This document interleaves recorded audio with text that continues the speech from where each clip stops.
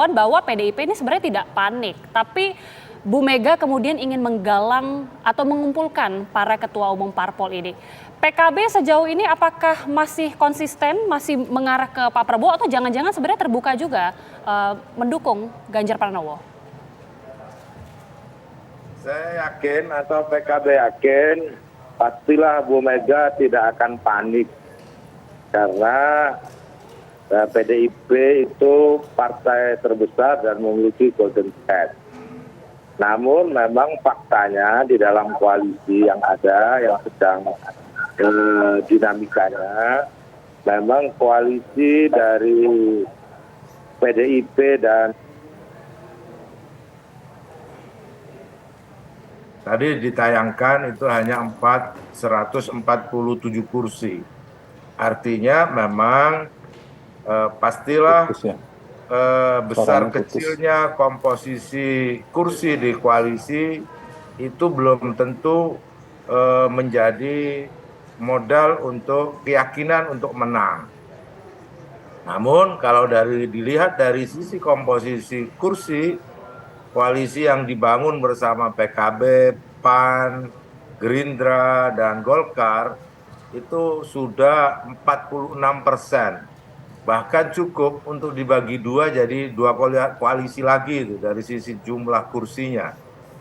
Nah, oleh sebab itu PKB sampai detik ini masih konsisten untuk terus membangun komunikasi dengan partai-partai Gerindra maupun partai yang baru. Namun publik juga tahu dan kita tahu semuanya bahwa PKB dan PDIP itu sudah seperti saudara, punya hubungan histori yang lama. Misalkan dibanding dengan Gerindra. Makanya ketika ditanyakan kenapa ini belum ada keputusan dari koalisi KKIR terkait dengan Capres-Cawapres, ya memang banyak variabel yang harus dihitung. Pada intinya bahwa 3 koalisi yang ada itu sampai hari ini tidak satu pun yang janur kuningnya melengkung. Tidak ada presiden dan wakil presiden yang sudah definitif dari masing-masing koalisi. Oke, Pak Jazilul, kalau misalnya tadi Pak Jazilul katakan bahwa PDI Perjuangan dengan PKB ini sangat ada ikatan persaudaraan. Artinya kalau misalkan PDIP menawarkan Caimin sebagai cawapresnya, PKB ambil? Sudah kedengeran. Kan memang sudah ada. Ketika Mbak Puan berkunjung bersilaturahim ke Pak Muhaimin dan juga disampaikan di publik, memang nama Gus Imin itu masuk dari 5 nama yang digadang-gadang dipasangkan dengan Pak Ganjar. Nah, kemudian apakah PKB tidak tertarik? Nah, tentu PKB akan sangat tertarik. Wah, ini godaan besar buat PKB. Namun lebih dari itu PKB masih harus tetap untuk menjaga komitmen sesuai dengan kerjasama politik bersama Gerindra. Nah nanti kalau sudah dibicarakan tuntas bersama Gerindra, ya nanti disitulah kemudian dinamikanya berkembang. Karena memang koalisi-koalisi yang ada itu masih belum definitif saling mengikat, masih bisa saling loncat sana loncat sini, nyebrang sana nyebrang sini. Itu masih dimungkinkan, apalagi kalau berkaca koalisi yang pertama kali diumumkan seperti KIB itu sudah pertama kali juga bubar. Nah, oleh sebab itu koalisi-koalisi yang ada sepanjang belum diumumkan presiden dan calon wakil presidennya, itu artinya koalisi itu masih cair. Koalisi itu masih bisa loncat. Atau anggota koalisi yang ada bisa nyebrang sana, nyebrang sini. Masih bisa nyebrang sana, nyebrang sini, masih cair. Saya mau minta analisa dari Mas Hanta. Mas Hanta melihat langkah yang diambil oleh Bu Mega untuk mengumpulkan para ketua umum parpol ini sebenarnya apa sih tujuannya dan juga apa targetnya, Mas?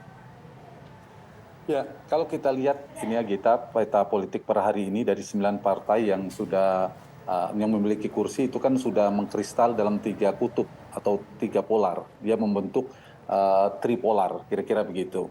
Nah, kalau misalnya kita menganalisa Ibu Mega dan PDIP akan membuat koalisi besar, katakanlah koalisi besar, ada 2 titik penting yang harus jadi catatan. Satu, siapa yang dianggap lawan atau kompetitor politik oleh PDI Perjuangan dan Ibu Mega. Anies Baswedan kah atau Prabowo Subianto, kutub yang mana. Yang kedua adalah partai mana saja yang masih galau, yang masih mungkin labil dan bisa digoda untuk bergabung dari 9 partai di parlemen itu. Nah, kalau kita perhatikan jika PDIP misal menganggap Pak Prabowo sebagai lawan politik yang akan menjadi kompetitor di 2024 mendatang, maka arah yang harus pergerakan politik Pak Indrawan dan PDI Perjuangan adalah bagaimana menggait atau melakukan komunikasi yang intensif dengan partai-partai di koalisi perubahan. Itu yang paling mungkin, dan kita lihat ada partai-partai di sana, misalnya Partai Nasdem yang paling mungkin karena pernah bersama, meskipun hubungan dengan PDI Perjuangan belakangan dingin, tapi mereka pernah bersama, masih mungkin. Kedua, Demokrat, meskipun ada problem komunikasi, tapi belakangan juga ada pertemuan Mas Ahy dan Mbak Puan. Baru terakhir PKS karena mungkin jarak ideologis dan belum pernah bersama.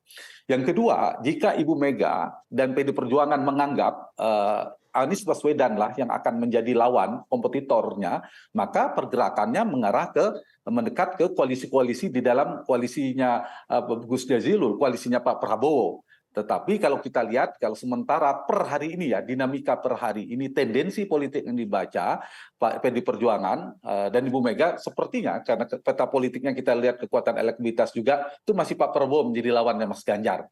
Nah, karena itu yang paling mungkin ada 2 tadi, seperti saya katakan di awal, satu adalah melakukan komunikasi untuk mengajak partai di dalam koalisi perubahan. Kalau mengajak Nasdem itu satu paket, mungkin apakah mungkin harus ada nama Anies Baswedan, proposalnya Anies Baswedan dipertimbangkan untuk dipasangkan. Nah, ini masih panjang dinamikanya, apakah mungkin menjadi cawapres Aniesnya, berarti Anies harus meninggalkan PKS dan Demokrat dan seterusnya. Yang kedua, partai yang masih mungkin diajak di luar koalisi perubahan, berarti kan ada partainya Prabowo yang bisa digoda oleh PDI Perjuangan. Tadi Gus Jazilul juga sudah mengatakan sangat mungkin digoda kalau urutannya adalah PKB. Karena PKB tadi itu ada variabel mana yang bisa menawarkan Caimin sebagai cawapres, Gus Muhaimin sebagai cawapres dan seterusnya. Dan kita tahu memang PKB suka atau tidak suka oleh partai lain, ini memang paling strategis. Dia seksi, ibarat kendaraan mobil, kendaraannya seksi, lebih seksi dari sopirnya.